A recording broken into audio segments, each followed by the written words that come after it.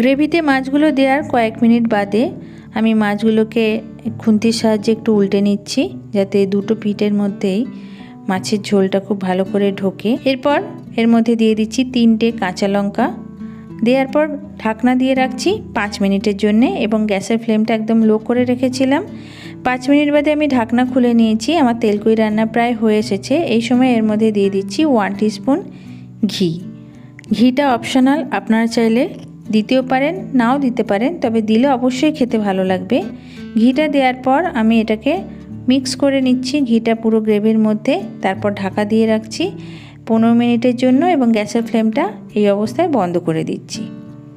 15 minute বাদে আমি ঢাকনা খুলে নিয়েছি। দেখুন মাছগুলোকে আমি একটা প্লেটে সার্ভ করে নিয়েছি।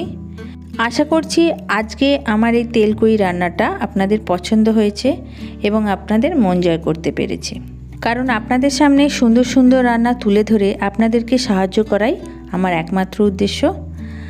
আর সবার শেষে একটা ছোট্ট অনুরোধ, আজকের রান্নাটা আপনাদের যদি ভালো লাগে তাহলে লাইক করবেন, কমেন্ট করে জানাবেন কেমন লাগলো আপনাদের, আর শেয়ার করবেন আপনাদের সেই সমস্ত বন্ধুদের সাথে যারা কই মাছ খেতে খুব ভালোবাসে।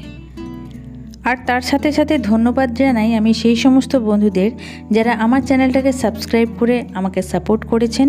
যারা এখনও অবধি সাবস্ক্রাইব করেননি, আমার রেসিপিগুলো ভালো লাগলে সাবস্ক্রাইব করুন। পাশে থাকা বেল আইকনটা অবশ্যই ক্লিক করে দেবেন, যাতে আমার রান্নার নোটিফিকেশান সবার আগে আপনাদের কাছে পৌঁছে যায়। আজকের মতো বিদায় নিচ্ছি, আবার দেখা হচ্ছে নেক্সট উইক সুন্দর কোনো রেসিপির সাথে।